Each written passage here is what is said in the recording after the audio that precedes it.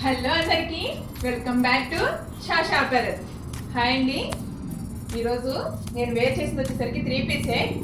Fabric వచ్చేసరికి మల్చేంజర్ వచ్చిందండి. Neck line చూస్తున్నారు కదా, ఫుల్ వర్క్తో వస్తుంది.